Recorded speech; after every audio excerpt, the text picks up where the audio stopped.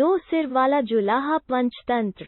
एक बार मंथरक नाम के जुलाहे के सब उपकरण, जो कपड़ा बुनने के काम आते थे, टूट गए। उपकरणों को फिर बनाने के लिए लकड़ी की जरूरत थी।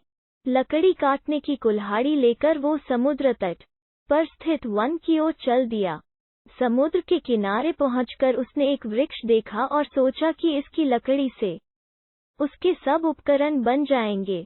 यह सोचकर वृक्ष के तने में वो कुल्हाड़ी मारने को ही था कि वृक्ष की शाखा पर बैठे हुए एक देव ने उसे कहा, मैं इस वृक्ष पर आनंद से रहता हूँ और समुद्र की शीतल हवा का आनंद लेता हूँ।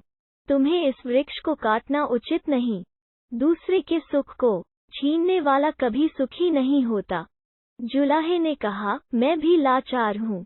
लकड़ी के बिना मेरे उपकरण नहीं बनेंगे, कपड़ा नहीं बुना जाएगा, जिससे मेरे कुटुंबी भूखे मर जाएंगे।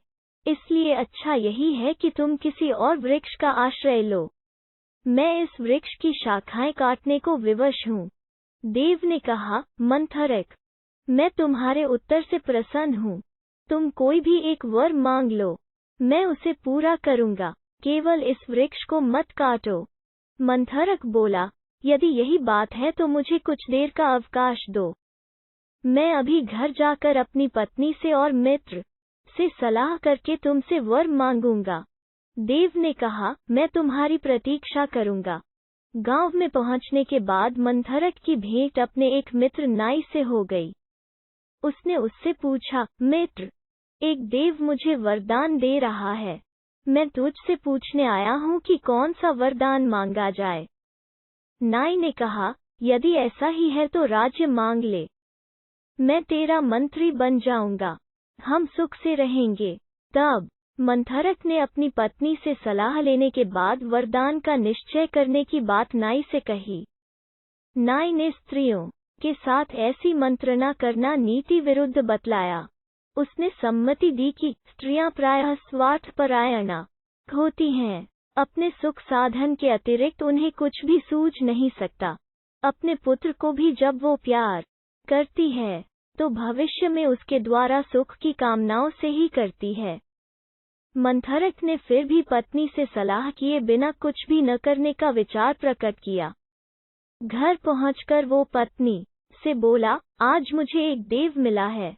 वो एक वरदान देने को उद्यत है। नाई की सलाह है कि राज्य मांग लिया जाए। तू बता कि कौन सी चीज मांगी जाए। पत्नी ने उत्तर दिया, राज्य शासन का काम बहुत कष्टप्रद है। संधि विग्रह आदि से ही राजा को अवकाश नहीं मिलता। राजमुकुट प्रायः कांटों का ताज होता है।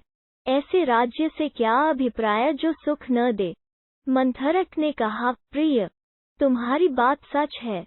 राजा राम को और राजा नल को भी राज्य प्राप्ति के बाद कोई सुख नहीं मिला था। हमें भी कैसे मिल सकता है? किंतु प्रश्न यह है कि राज्य न मांग जाए तो क्या मांगा जाए।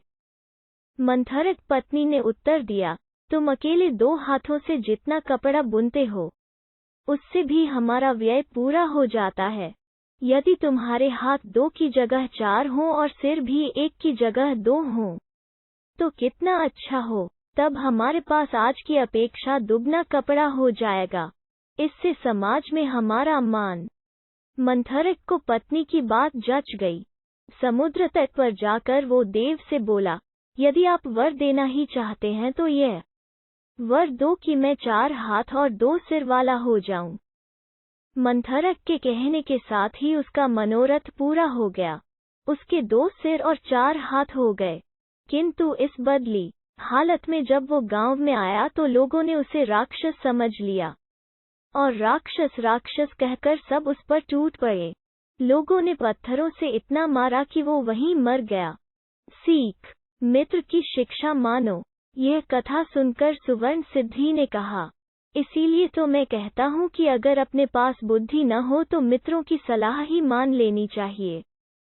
चक्रधर ने कहा, ठीक ही कहते हैं। असंभव की आशा और अनागत की चिंता में डूबे रहने वालों की दशा काल्पनिक सोम शर्मा के पिता जैसी होती है। सुवर्ण सिद्धि ने पूछा, वो कौन था? उद्धरण चिन्ह। चक्रधर ने बताया,